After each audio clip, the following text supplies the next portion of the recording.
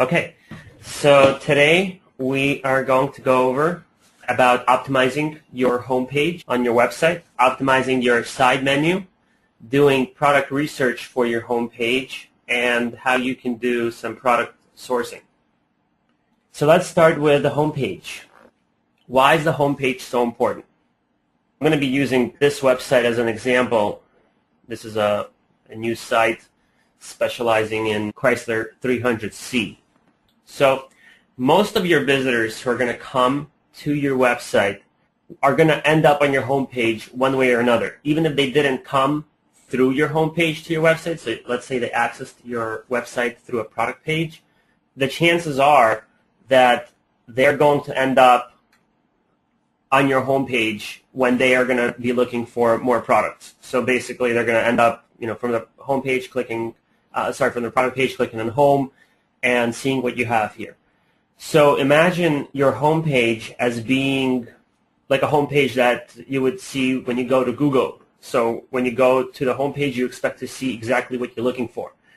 And one of the mistakes that a lot of people make on their homepage is they kind of don't concentrate on optimizing it. So they kind of just put anything that comes out, and they lose a lot of people. That's why you see, higher bounce rates instead of lower. That's why you see not as many conversions as there can be on the website. So your homepage is probably the most important page on your website.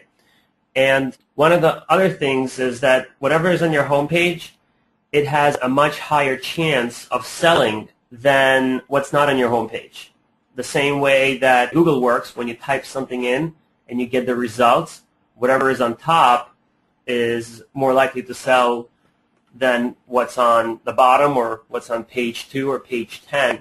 So your homepage is sort of your page 1 top result, and it is kind of in a guessing game, which is why having a niche site is better than having a general store, because you can always nail it, at least on some products, on what individuals are looking for when they access a niche site, versus a general store. You really have to work with a variety of different customers who might access the store. Most likely, you're not going to guess everyone what they're looking for, and the only way you could capture the majority of them is offering universal products. If you have a general store, like a universal vertical door or universal lights or something like that, most likely if you're going to offer chrome door handles that are only available for 3 different cars or even 100 different cars, when you're targeting a general store which has 1,000 different cars, you're more likely not going to make any sales because of so many people coming and not seeing what they're looking for.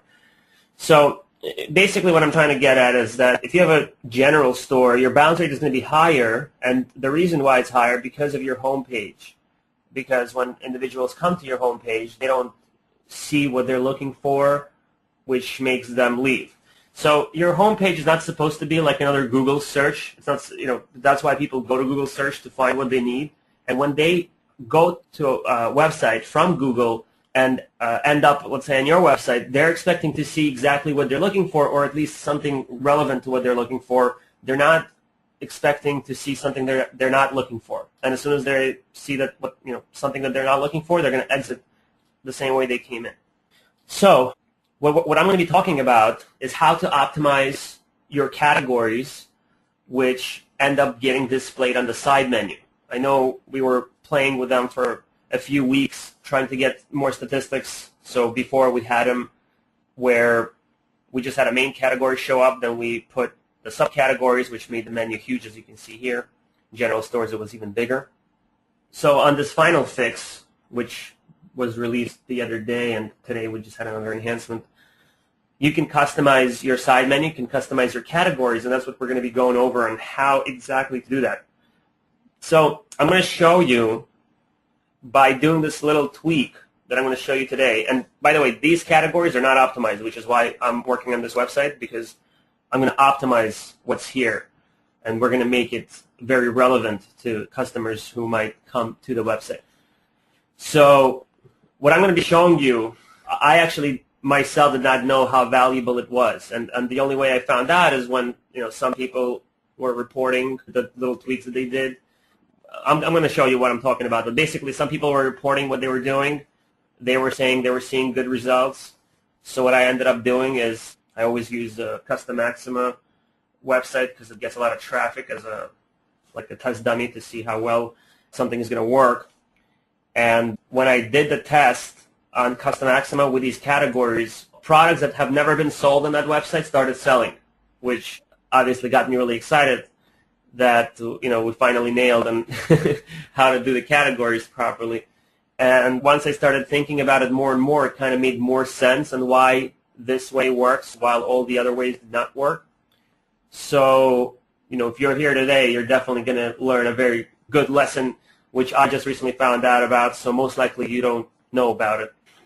Let's jump in. Let's jump into the categories. So the first thing is I want to just show you a few different shortcuts that you can do when organizing your categories. Obviously, I'm in the Shopping Curly back office, store management, product setup. This is the screen here. You can drag and drop products from one folder into another, just like in Windows Explorer. So a lot of people did not know that. They always use the change category to move stuff. So you can do drag and drop. Very important, you have to sort your categories by alphabetical order because, people who come in and they're looking for something specific, it's very hard for them to try to read everything you have here, especially if it's not in alphabetical order. So you want it to alphabetize it, and it's really easy to do. All you have to do is just go to categories. There's a button here called sort all, A to Z. Just press it once and everything gets in its alphabetical order. Now, this is what I've learned. This is the lesson that I wanted to teach you today, which is very valuable. How to structure your categories. So I'm going to just jump into the next slide here.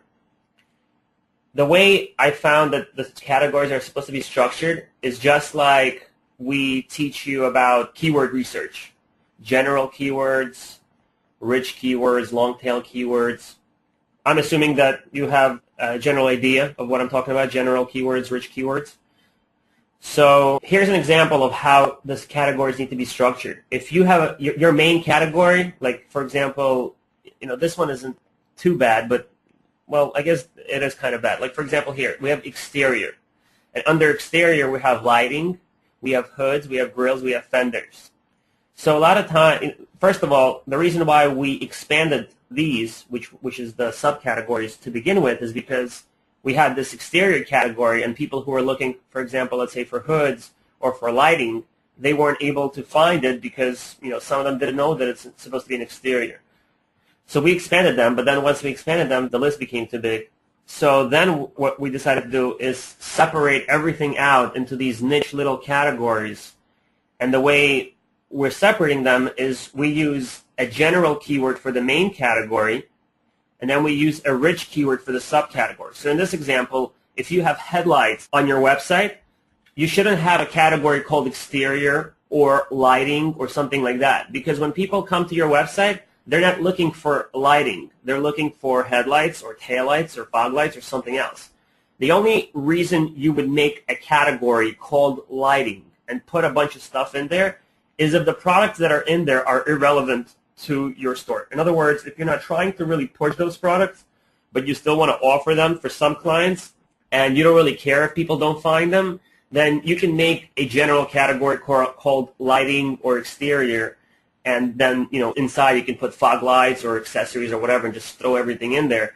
But if you really want to push a certain product, in this case I want to push my headlights, I want to push my projector headlights, you want to separate it out. So whatever you want to push, whatever you want to sell, you want to break it down by general keyword as the main category and a rich keyword for the subcategory. So in this example, if I want to sell projector headlights, I'm going to have a general keyword for my main category called headlights. Then my subcategory is going to be called projector headlights and Euro headlights. Another example, if I want to sell dash trim kits, that's going to be my main category, or maybe I can even call it dash kits. And then my subcategory would be wood dash trim kits. Same thing for hood. If I want to sell carbon fiber hood or some other hoods or fiberglass hood, I would call my main category hood or hoods, and then my subcategory would be carbon fiber hoods. So the reason you would do this is because, like I said, when somebody comes in and they want to find what they're looking for, they don't go by rich keywords because they don't know what you call them. Specifically taillights, some people call them Euro lights, some people call them Altezza lights, some people call them LED lights. I mean, there's all kinds of different names, and the name that you chose might be familiar to you because you know about it, but you should really stick to your universal names, such as taillights, because that's what everybody knows about it. And when they're going to go by alphabetical order to find what they're looking for, they're going to try to find taillights first and then drill down and see which ones they want, Altezza or LED or whatever. So basically what we want to do is separate everything out, general keyword and as a main category, and rich keyword for your subcategory. So I'm going to just do like one or two examples to just give you an idea of how that would work. So I mentioned a few seconds ago about lighting, right? So for example, I have projector lights. Let me see, do I have a lot of them? Okay, I have a lot of Altezza lights, LED tail lights. Okay, so I'm going to go into my categories, and I'm going to make a new category called taillights. Obviously, I want to find a picture. Now, when you find a picture, I see this all the time, and this is another big error. If you're specializing in a niche market, if you're a general store, obviously it doesn't matter, but if you're specializing in a niche market, you don't want to have products as your general image or as your category.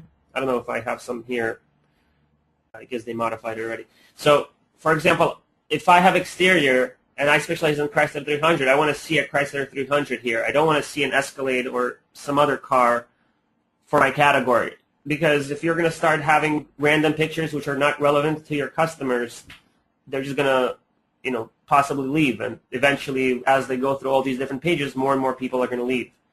So you want to have very specific images for everything. So for my taillights, I would probably want to choose a taillight for a Chrysler 300.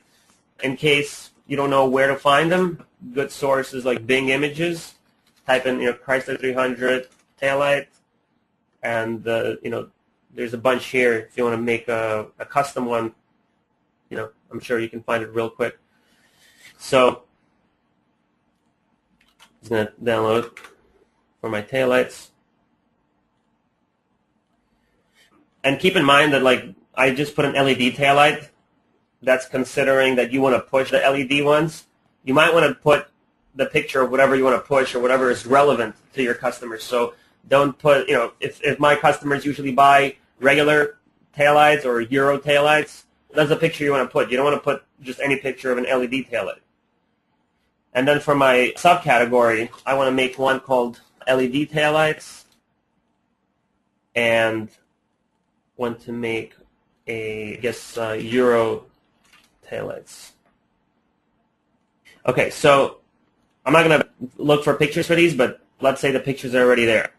You press save, go to new edit. You might want to, every time you do this, you might want to go and press sort.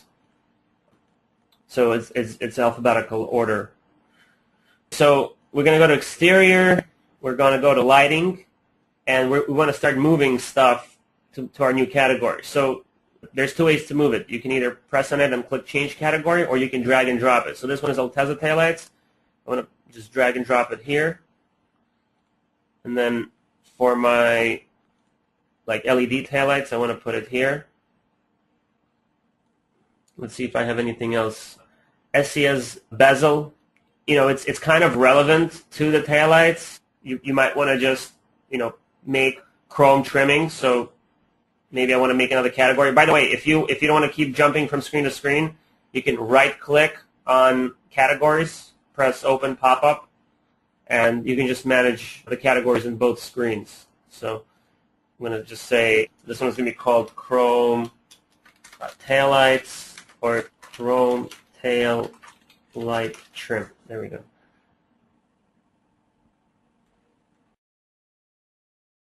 All right. You still need to refresh. You're going to have to just jump to back and forth in order to see the new category. So I guess if you need to see what you're doing, you can have that pop-up open. So go back here and just drop the stuff. So I have the SCS bezel, and This one is projector, projector, projector. Here's another LED. Okay, so you get the point. So now what I just made, instead of having exterior and lighting and accessories, now I have something called taillights, and then I separate them into LED, Euro, Chrome, and so on. So the next thing I want to do is, let's say I want to push the taillights because this is what I make the most money on.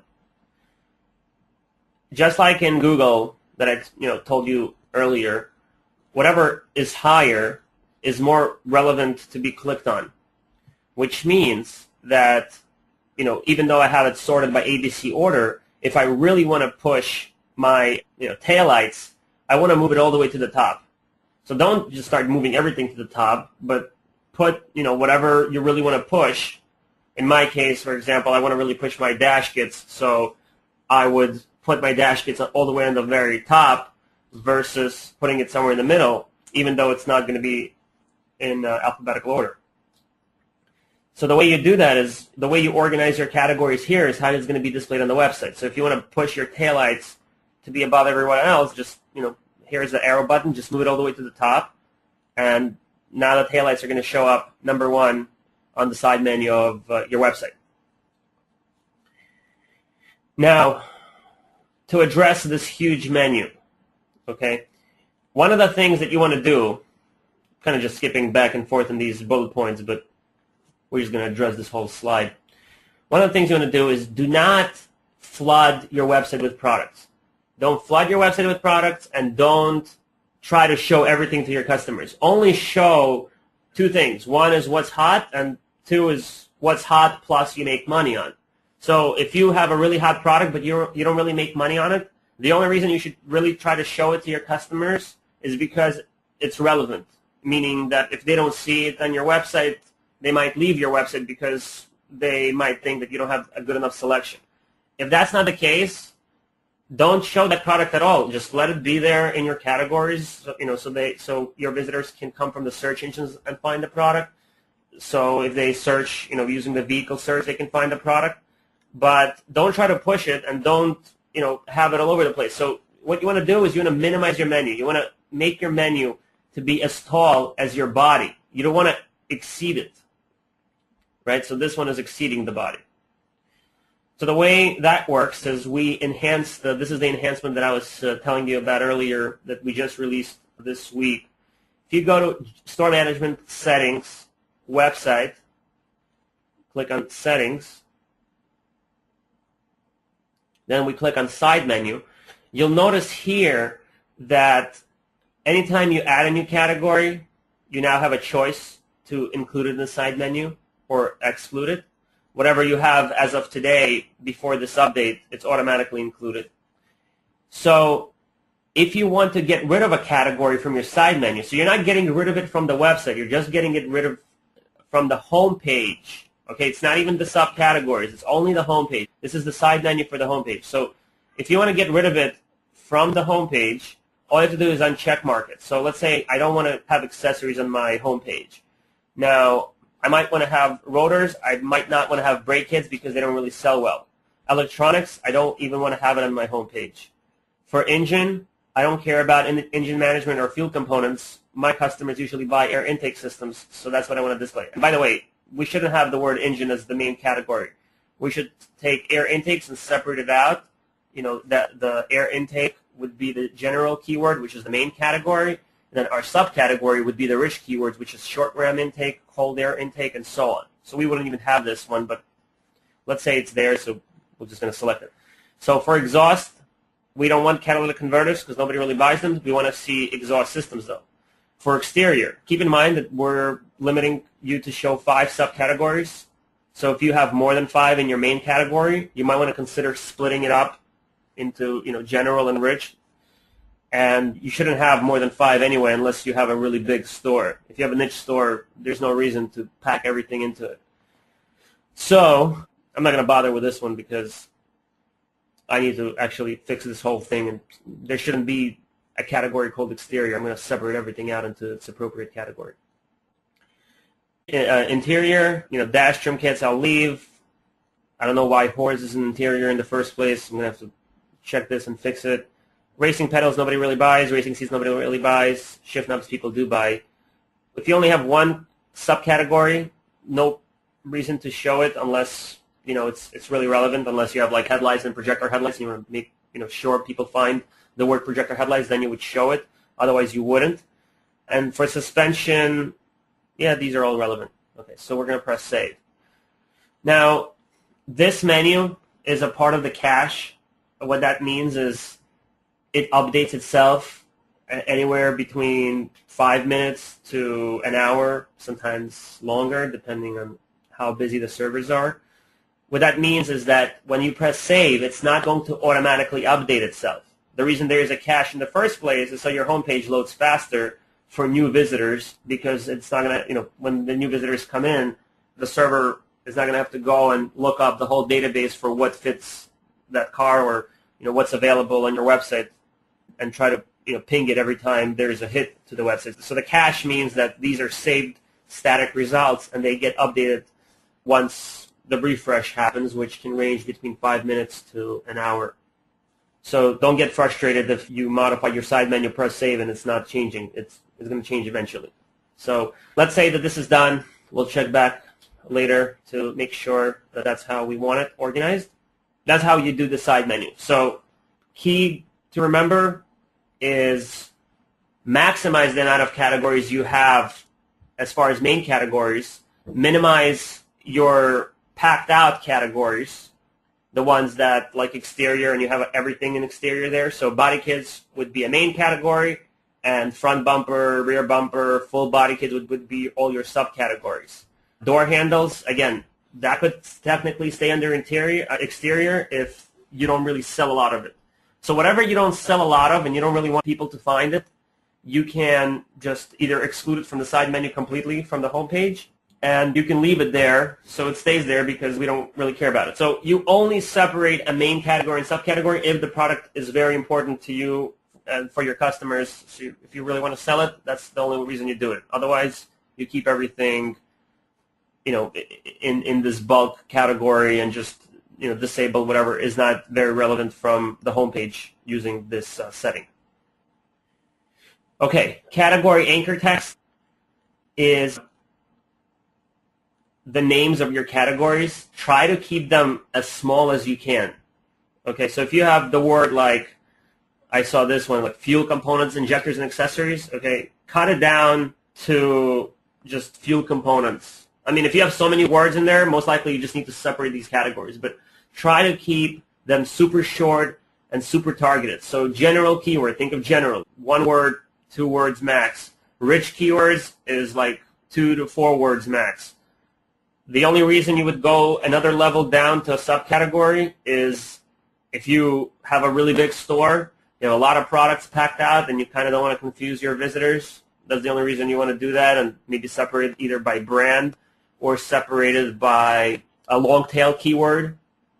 I don't know. It could be like engine fuel components, and then injectors would be the subcategory, the subsection if necessary. I don't recommend doing that, but if you feel that that's necessary, that you can. So keep them very short, simple, general keyword for main, rich keywords for sub, separate as many of them out, sort them by alphabetical order, move whatever you want to push to the top. Don't push everything. Like, stick to 1 or 2 products that you really want to push and move them to the top. Most likely they're going to end up getting clicks. Most likely people are going to buy them. Whatever products you have that are popular, like body kits and stuff like that, separate them out, because like for the Nissan Maxima store, the custommaxima.com, let me just go to it real quick so I can show you what I'm talking about. Like I started separating stuff out. I separated like dash kits. I separated glow gauges, okay? And all of a sudden, we got sales for glow gauges. All of a sudden, we got sales for dash kits. All of a sudden, like there's a bunch of sales coming in for products we never sold before. So this means that it definitely works, and you should definitely consider doing it. Which header buttons to display on your header? So as a default, usually when you get your website, you have home, products, about us, contact us, link to us. It's questionable, like, what should you display here? Obviously, the less irrelevant links you have, the more likely people will not bother clicking on them, which means you don't really need the About Us, for example, or link to us. Just don't show them at all. This way, most likely people will click on products, which is where you want them to go in the first place. You want them to buy something, not read about you. Another good idea is to put a cart button, even though we have a cart total here. Some people, don't see this, get confused as they're shopping around. They click on cart button here. I don't think there's any reason to have link to us here unless you're actively promoting link exchanges. If somebody wants to link to you, they automatically know that most likely they can find it on the bottom. There's no point to put it all the way on the top. Some people put articles there. Again, I don't know if it's really necessary unless you have some really informative articles that you want people to read. Otherwise, don't bother. So the smaller your menu, the better it is. Most likely, sometimes, if you have a very small menu, it kind of looks weird, like your website looks weird. But 4 or 5 buttons is fine, except make sure you have all your buttons relevant, and maybe About Us should be here, and contact next to products or something like that, so people can basically, there's a question about a product, they can right away see that there is a contact next to it. I guess the bottom line is about the header, like don't put links that don't need to be there. Link to us is one of them. Now, which featured products, which specials, and which categories to display here? Personally, unless you're constantly adding new products to your website, don't bother putting them up here. Like if you never have new products coming in, or if you're editing your prices constantly, or you're not adding at least 5 products a week, don't bother putting the new products here, because most likely they're not going to be the products you want to sell. You want to show remember when I said that when people come into your website, you want to show them what they want to buy, and you have to understand what they want to buy. We'll get into that in a moment, how to figure out what they might want to buy. But you want to push them to see the products you want to sell, and obviously whatever you want to sell should be relevant to how hot the product is, and how well it's priced, and so on. So what you want to do in settings under general, for new products, if you're not adding new products, just do not show them. For featured products, you might want to show them 5 or 10. I prefer 10, and I actually prefer choosing the top 10 that I want to do. For anyone who doesn't know how to make a product featured, you just select a product, right-click on it, quick edit. You can do a regular edit. And under rules, you can make it featured. There is an enhancement. You can bulk update your rules. So you can highlight both of these, press quick edit, and you can actually bulk update your rules, your shipping, and so on. Speaking about shipping, I'll just throw this in even though it's not a part of the PowerPoint. You want to sell internationally, especially if you have your products at flat rate. You might want to consider filling these out for all your products, because one of my stores, the retail stores, gets a lot of international, not as many as domestic, but enough to make it worth it to sit and modify all your pricing for international purchases, because international customers don't really have a lot of choice on where to buy the products, because the majority of internet retailers don't offer international shipping. So if you're one of them that does, and you have the products that somebody's looking for, you have a very good chance in selling it. Right now, if you don't have international shipping and somebody tries to buy it from you who's international, it'll tell them that, sorry, we can't ship there. Please contact customer support. So you might be getting emails from international customers asking how much it's going to cost. But if you have it set up automatically, then it might be something to consider. So make all the products that you want to sell and you have a good price and they're hot products featured. And what I did here, when I disabled my new products, my featured move upwards, so they go up. Okay. Specials, the only reason you should put a special there is if you have such an amazing discount and you just want to push the hell out of the product, that's the only reason you put a special. If you don't have an amazing discount, don't put a special. Sometimes there's closeouts, sometimes there's blowouts, sometimes there's all kind of deals that go around. Only put a special if it's a primary product that you're really trying to move and you have a good discount. I know some individuals put specials just because their supplier told them, hey, this is a really hot product and here's a really good price, try to move it for me. Most likely, if your supplier is coming to you with a special price, that's not a hot product and it's not a hot mover. And just because he gave you that great price doesn't mean you're going to sell it, and all you're going to do is just take attention away from your featured product that you're actually trying to sell. The only way you should put a special is if you're confident that that product is really a hot seller. I'll show you in a minute how to do that research.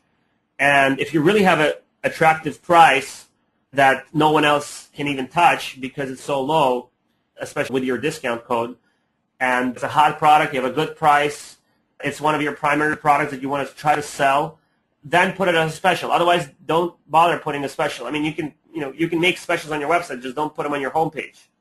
And while we're at that subject, primary and secondary products, I know everyone is trying to sell everything possible. They don't laser point their attention to a specific brand or a specific product. It's very hard to sell products if you don't put your full attention towards a specific product. And the main reason why is because you're like everyone else. You're selling the same product with the same description, the same pictures, the same prices or higher prices. So the best thing to do if you want to push a product, you really have to do all your research to see that, make sure you are really the most competitive priced seller. You want to put as many specific images as you can. That's going to be another subject. Next month, I'm going to be hosting a webinar about selling on eBay. I'm going to be going over what a different specific images can make, specific good images of a product. But anyway, having specific good quality images of a product, and it's good to take your own images, like good quality up-close shots, so that would require you to buy the product most likely, because you'll be the only one who has those images. And if you're the one trying to push that product and you have those exclusive, really good-looking images, most likely you're going to close the sale for that part when you have a prospect that's looking for that part. If you're trying to compete and be like everyone else, you're playing the risk game. You're playing in, it's a chance if you're going to buy or if the customer's going to buy from you or someone else. But if you're a little bit different from the price perspective, from the description perspective, from the images perspective, and so on, obviously price plays a very big role. But if you're going to top it off with a cherry by having all those images and everything else and videos and so on, you're going to definitely close the sale, no questions asked. How do I know it? Because my webinar store, the webinar store is competing with my other retail stores, like Auto Accessory Store, for example. I used to do a lot of sales on Auto Accessory Store for webinar. As soon as Secret Weapon went ahead of Auto Accessory Store, I'm practically getting no sales on Auto Accessory Store for webinar, but my other webinar store is getting all the sales that I would normally miss on the Auto Accessory Store. So obviously, ranking plays a factor. The fact that it's a niche plays a factor. Obviously, price is a very big factor, but the fact that I'm a niche in webinar, I have good images, I have a video, I have a good description, I have a good price, there's no reason for a customer to go anywhere else but that store, my store, and buy the product. So it's very important for you to concentrate on something. Don't try to sell everything. Try to make a sale with one even part number and move on to the next part number before you try to just shove everything. And that comes to my, what I already mentioned earlier. Don't flood your website with too many products. Like my Auto Accessory Store website, I'm going to be transitioning it to Shopping Cart Elite next month. And the data feeds from SC Data are huge. They're loaded with a bunch of products. I'm not planning to put most of them because I want to concentrate on certain lines. I don't need to sell everything to everyone. I just want to sell what I have, good prices on, what I make money on, and what's relevant to my customers. So just to give you an example, like K-Sport, I have a very good discount on K-Sport, and I want to push it on Auto Accessory Store. But K-Sport has over 60 different products. They have these different universal products. They have springs. They have air suspension, so on and so on. Doing my own research, I can see how hot those products are. I don't have the research in front of me, but let's say air suspension, let's say there's 4,000 part numbers for the air suspension. But that air suspension rarely sells. There's no point for me to go and flood 4,000 part numbers and have this one more product that's going to take up room on my hard drive space, take up bandwidth, take up screen space when customers search for something and they see it, there's no point for me to show it to my customers if I know that it's not a hot product, it doesn't sell. Even though I have really good prices on it, nobody's is really going to be interested in it, which means, why would I show something that people are not interested? Just for the chance of them buying it? Well, if you take a chance of them buying an irrelevant product or a not popular product, you take away the chance of them buying a relevant, popular product that they might actually be looking for. So the more garbage you have on your website, the less likely you're going to get sales, and the more likely you're going to get a very high bounce rate. So the less products you have on your website, but the more products you have that are concentrated, with good prices, good images, good everything, you're more likely to make a sale. Don't forget here, you're not trying to take over the world. You're just trying to run a business, just trying to make money with whatever you have good prices on, whatever sells. So don't try to offer the world to your customers. Offer them what you're good at and what you have good prices on, and that's it. And you'll be successful with your store. There's a reason why stores like Auto Parts Warehouse, even though they're huge and they get so much traffic and so on. Let me just go to it so I can just show you what I'm talking about here. So this website, multi-million-dollar company, sells all kinds of things, like 2 million visitors a month. But look at this. They have advertisements on the right-hand side. Do you really see yourself putting an advertisement taking away attention from products you're trying to sell on your homepage, which is your most important homepage? Like, why would you put an advertisement? Well, the reason why, because you have such a ridiculously high bounce rate that you just feel bad losing all those customers, not getting paid for it. So you figure, you know what? People who are looking for products, they're going to go and look for it.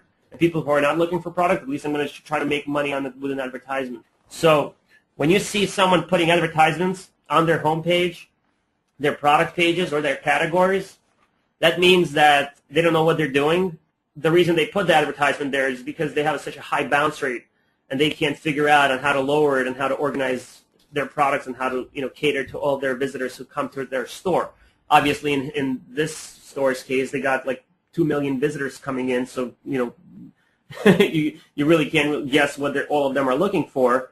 I'm not going to get into a discussion on how they can change their business model because we don't really care about them. But going back to you having a general store, try to trim down on how much stuff you have on it and try to concentrate on something specific.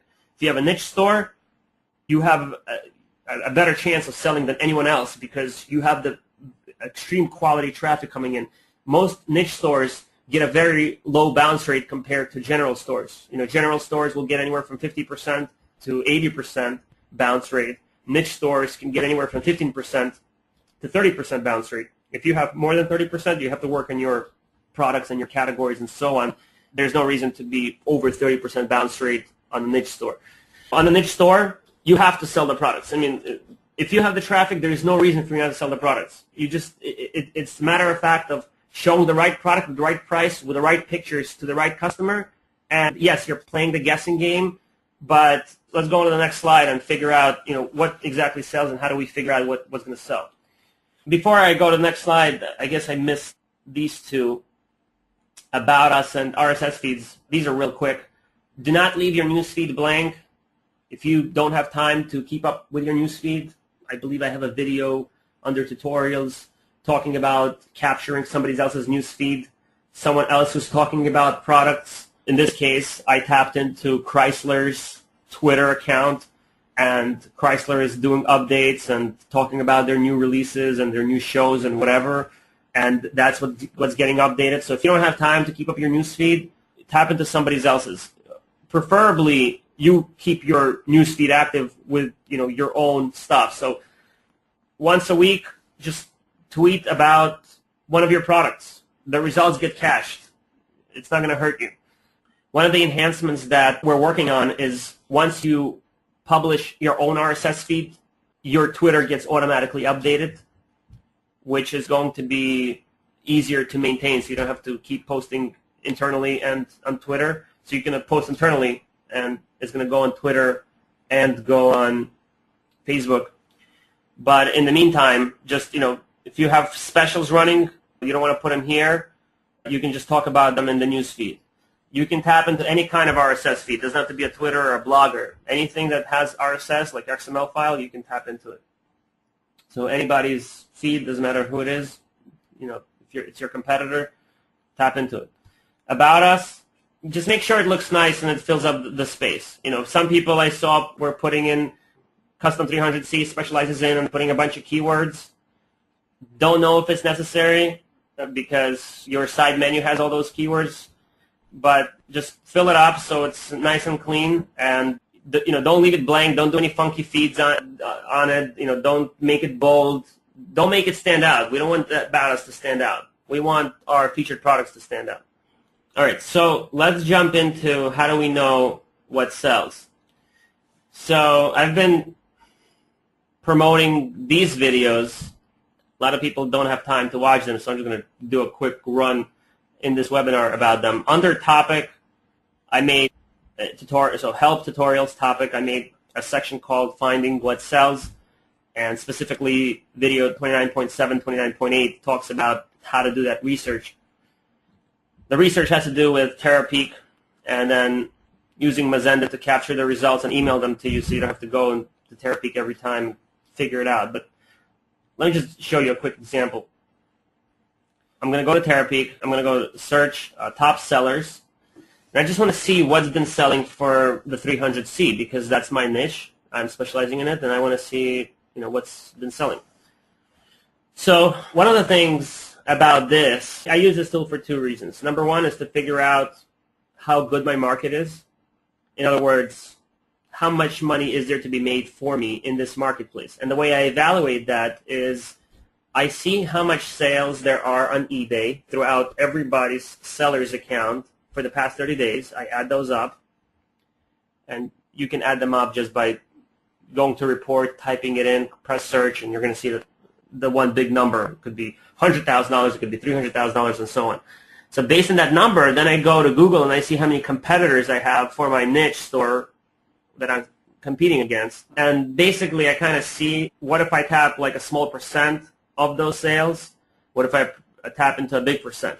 So eBay, it's a pretty big marketplace. Of course, there's Google, there's Amazon, but neither Google or Amazon gives us this valuable information. Nobody's going to go and tell us exactly who sold what for how much and how often and so on, except eBay. And eBay is considered like the cheap marketplace. You go there to make a deal, which means that if eBay seller is selling a certain amount of products on a consistent basis for a certain price over and over again, chances are you will be able to sell that same product at the same price on your website using other sources of traffic such as Google. And even if you decide to go on Amazon or eBay, you can theoretically capture the same sales, sharing the marketplace. Sharing is caring, so just tap into the other guy's sales. But let's say one of my suppliers comes to me and says, hey, I got a really sweet deal for 300C AEM intake. I'll give you prices that no one has. It's really hot. You don't know how hot it is. So Terapeak is a pretty good tool to figure out how hot is the AEM intake for the 300C. And I don't even know if AEM exists for this car, but let's just quickly double check. I guess it does. Let me just do something more relevant. Let me just go to air intakes and see what intakes are available here. Okay, let's do Fujita. Okay, so we're going to do Fujita to see how many sales. So 300C Fujita, past 30 days, nobody sold anything. Okay, did anybody sell in the past 90 days? Any 300C Fujitas? Nobody's even listing it. I mean, if people are not listing it, it's not a good source to rely on. If somebody is listing it, then it is a good source. So here we got this guy making 18 listings, 0 sales in the past 90 days. Right? We click on it to make sure that that's what he was selling. Let's confirm that that's what he was selling. Okay. So we go back and check it out. Fujita 300C. So he was selling it since 4/1, so April 1st. We see him selling it at the end of May. And check it out. He's been selling it all the way up to, June. And he's probably still listing it at no sales. So just because Fujita came to us and said, hey, I got this really hot product, sells like crazy, here's a crazy discount for you, try to sell it on your website and you put it on specials, okay, that's a great example of not to put something on special because it doesn't even sell for this guy on eBay for the past 3 months. Why would it sell on your website? eBay is most likely a bigger market than your website in the beginning especially. So if it doesn't sell on eBay, it's most likely not going to sell on your site, so theoretically, there is no point of even promoting this product. And a good example could be something that is hot, something that really is selling. Let me just go back to Terapeak here. Top sellers, eBay Motors, 30 days, 300C. Let's do headlights. Okay, let's say we got a really good supplier needs to move out the headlights. He says, push these headlights for me, please. Okay. So, the past 30 days, check it out. All these guys are selling 300C headlights. So if we add up these numbers, I mean, it's not a lot of sales, right? It's like 2,000, figure, whatever, $3,000 worth of headlights was sold on eBay. Pretty big sell-through ratio. Let's say that this is what you have. So they gave you a discount. You go here on eBay and you see how good of a discount they gave you. I mean, even if it's the same price as this, it's still not bad. Don't forget, you're targeting people from Google, not from eBay. People who shop on eBay will most likely continue to shop on eBay. They're not going to come to your site. You're trying to be fair with your price and, not rip people off, but you also need to make some money. So you can mark it up. If you're getting a price of $199, you can sell it for $249 on your website. It's still pretty good. I'm sure if you go and search other people on Google who sell this headlight, they're most likely at $300 or something like that. So selling at $250, yeah, you're more expensive than eBay, but it's still not bad. And considering that there is $3,000 worth of sales for this, it's not a super hot product, but something to consider. Something to consider selling.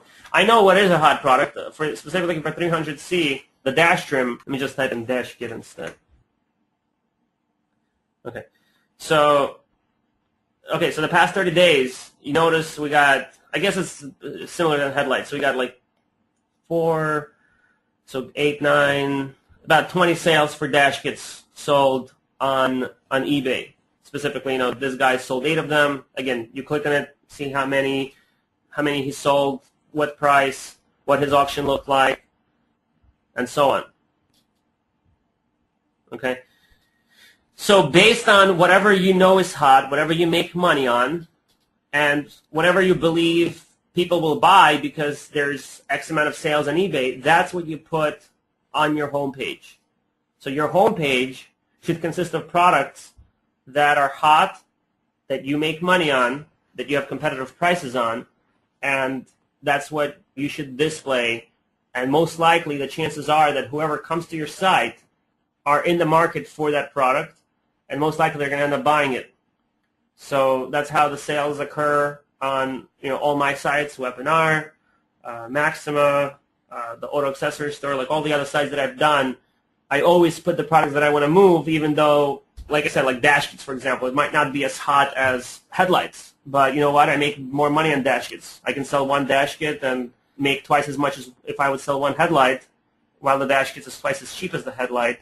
So even though it might not be as hot, I want to take my chances and sell it instead of the headlight, and hopefully it sells, and usually it does sell because it's still a hot product. If it doesn't sell at all, like that Fujita that we saw earlier, then there's no point of listing it on the homepage.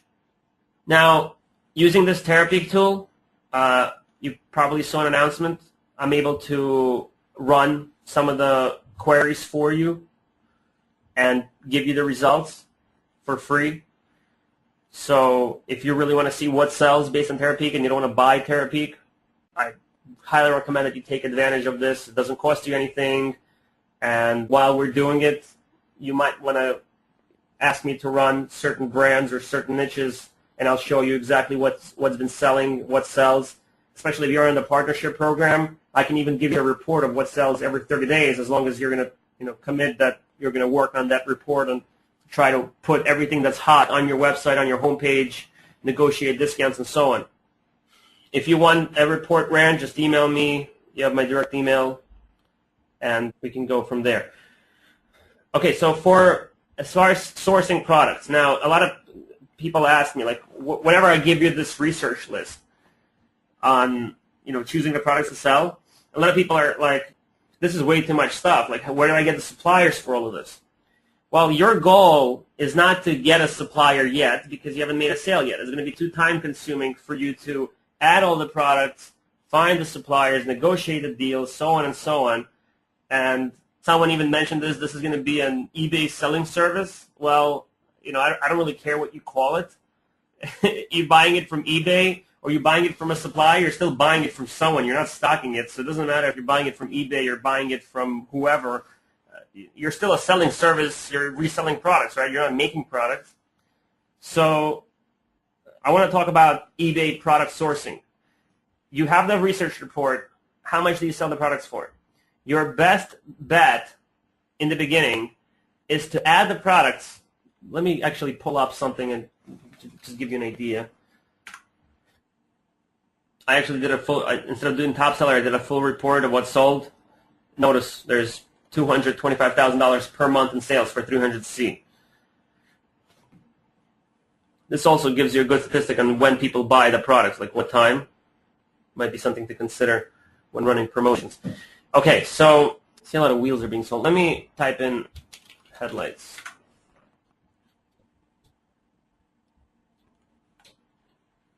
Okay, let's say that this is the headlight I want to add to my website. Okay, it's $216. I don't have a supplier for it. Most likely my chances of getting a supplier for private label products are pretty slim because usually the manufacturers or the importers themselves go on eBay and list them on eBay. So what do? Okay, this guy is selling it for $217 free shipping. Two ways of doing this. Number one is list it for the same price plus 10%. Your possible worst case scenario is you can't drop ship the product. You have to ship it to yourself and then reship it to the customer.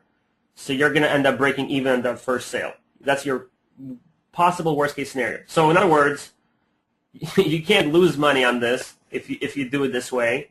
The only thing you can gain is knowledge, on what sells and possibly make a profit. So this is your worst possible case scenario is if you take this product, mark it up by 10%, and he doesn't want to drop ship it for you, then you ship it to yourself and then reship it to the customer and you break even.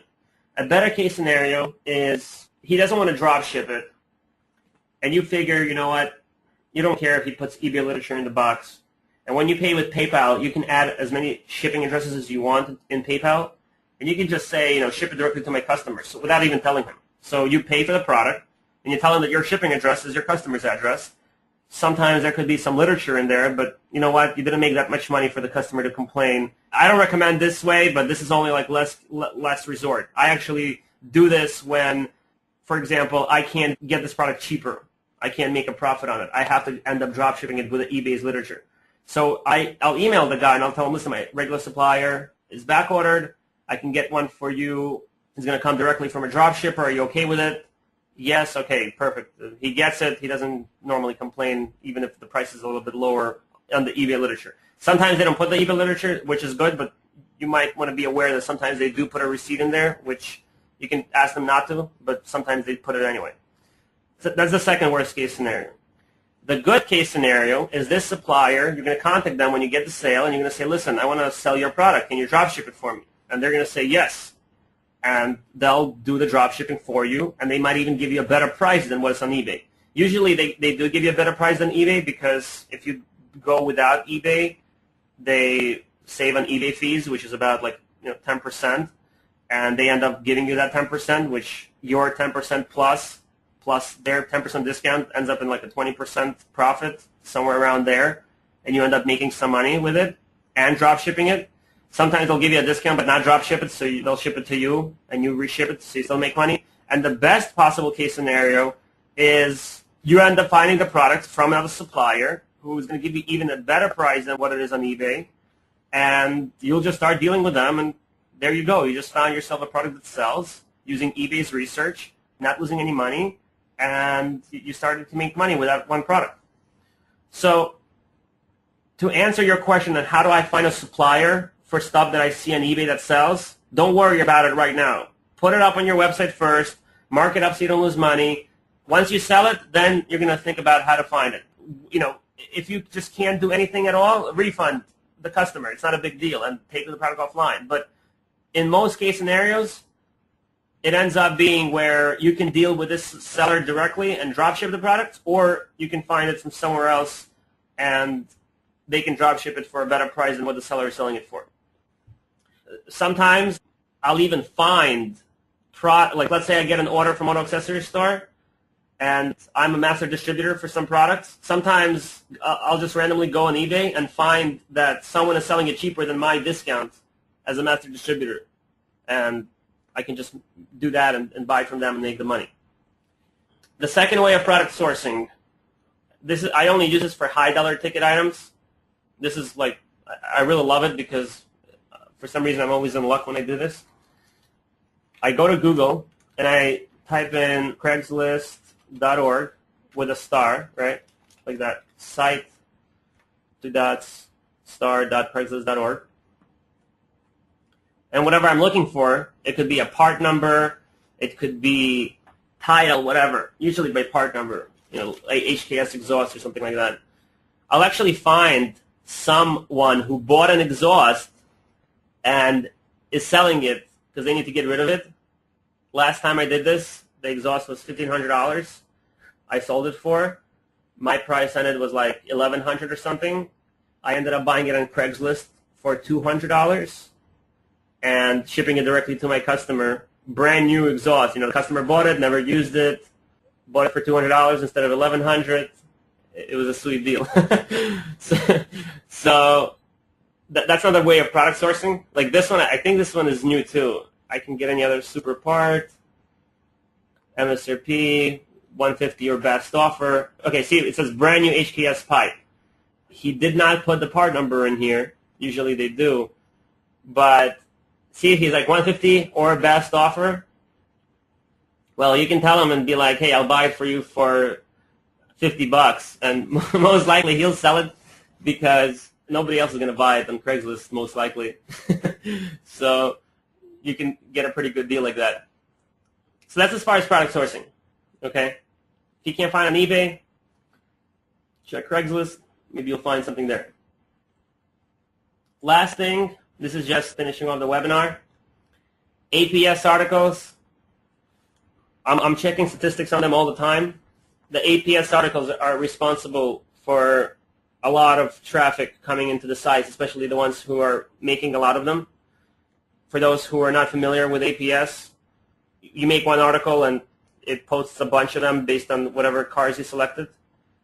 And then it just automatically does the content for you and links it to your product pages. I believe, let me use Chris's store. Just want to show you this example real quick of APS. Okay, one of the things, one of the APS articles Chris did was called like Autolock Shave Door Kit. Okay, if you go to Google and type in, Accurate CL Autolock Shave Door Kit. Okay, check it out. Yeah, not a lot of results, but he's right here on top, right below Hoffman Group. If he did not make this article, he would never come up here.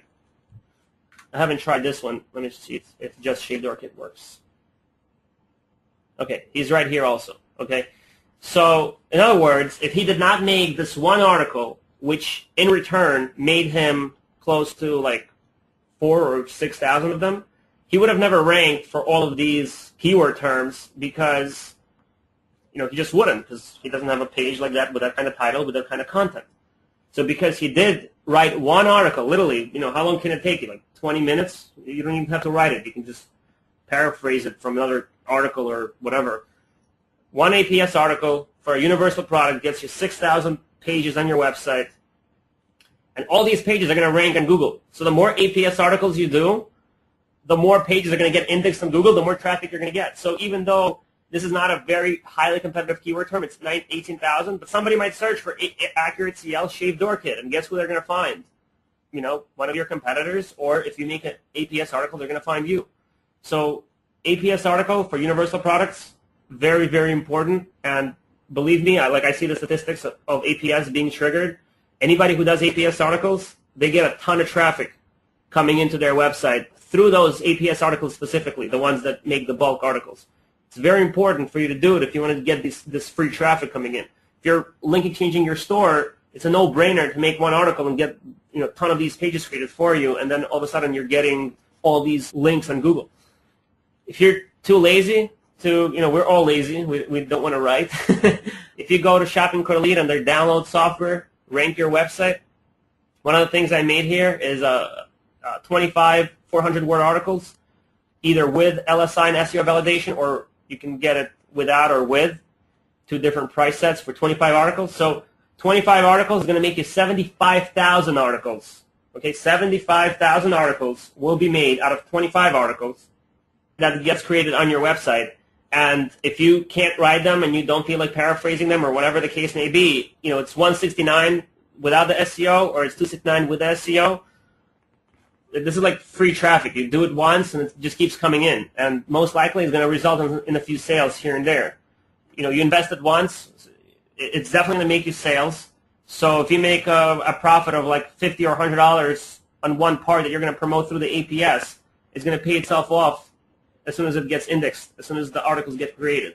So we always tell you how to do it yourself, and we encourage you to do it yourself. But if you don't feel like it, there's a service for it. The other thing is links. I just want to make sure that everybody knows about, on the Shopping Cart Lead website, I'm maintaining a calendar of all the webinars coming up.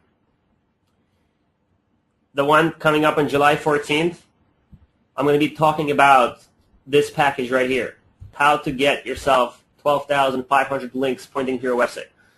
For those of you who are familiar with links and link exchanges and SEO, you know that you need links to rank. Link is treated as a bonus to your website. The more links you have, the more likely you're to rank for whatever keyword you're trying to rank for. Okay? We found a way using a bunch of different networks, a bunch of different tools. I mean, it's a nightmare, but using the workflow that we created, we can get 12,500 links within 2 to 4 months pointing to a website. We've done a few experiments. They're successful. So we can basically guarantee results for any keyword term. On July 14th, I'm going to show you exactly what I'm doing to get the 12,500 links.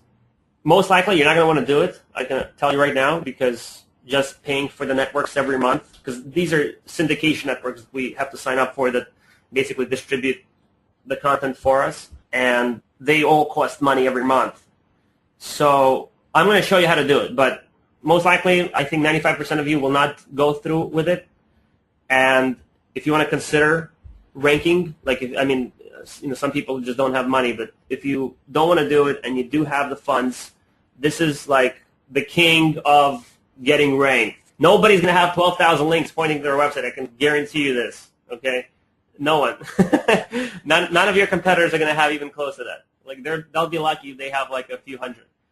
So, which means that if you go with this package, you're guaranteed to rank for anything you can imagine. Like, any word you want to rank for, you'll rank for it. Obviously, if you rank for the wrong word, you might end up ranking number one, but not getting a lot of traffic from it, and the money might go to waste. But that's where we come in. We'll, whatever you tell us, we'll consult with you first to see if it's worth it for you to do that, and then if we agree that that's good traffic source, we'll move forward with it. But basically, 12,000 links. If you're not sure how the link exchanges work, July 14th, I'm going to just paraphrase it. If you want to read about it yourself, if you go to Shopping Cart Lead Tutorials, rank your website with links right here. There's a lesson 30.3, link exchanges, 30.3.1, understanding link anchor text. You can read these two lessons to understand how link exchanges work. You can still do link exchanges yourself. Like in general, you have, outbound links. So you can still do link exchanges yourself, and those who are familiar with links, who've done them before, you know how hard it is. It's annoying, repetitive work, and finding partners and doing this and that. So you know that you're never going to get to 12,000. It's going to take you years. Bottom line is, consider this package if you really want to do it and get your site, getting traffic. We can discuss it if you're interested. Okay, I'm going to just answer a few questions I have here. Somebody asked about the Craigslist URL that I had. You type in site, which tells the Google that you want to only see stuff within that site. You put in star, dot. Star means any city or any phrase that's before the dot. So in Craigslist case, it's a city. And then you type in Craigslist.org, and then you type in whatever keyword you need. Define APS articles. You can find more information right here. If you go to rank your website with articles, 2.7 article portal system, that's what APS means. You can watch the video here and utilize that. I believe if you have like a general store, like a diesel store, this is going to be a very powerful tool for you because it's, you have a lot of universal products. You have a lot of products that fit a lot of different cars, so it's a no-brainer for you to do that. If anyone else has any questions, anything about what we discussed today, go ahead and post them. There's a question about, is there a domestic equivalent to Import Genius? Unfortunately, there is none. Import Genius scans customs records. When you ship domestically, there is nothing to scan. Can you tap into regular RSS feeds? Yes, you can. When you do an RSS feed and you press new, one of them is called third party, which is any RSS feed. As long as it's XML, you can tap into it. How can you find RSS feeds? When you go to any website, usually, you find it on either blogs or, people like news or whatever. But if you go to any website, let me just go to my Twitter account. You see this little icon here, the orange icon, and it says RSS feed. If you click on it, this is the link that you need. So basically, whoever has this little icon, that means this is the RSS. You just click on it and copy the URL over to your newsfeed. And you can read more about that in tutorials as well. I believe under website setup, 6.2 talks about social networks and RSS feeds. Okay, if anyone else has any questions, just shoot me an email, igor@shoppingcarly.com. Thanks for coming. Have a great night. Thanks.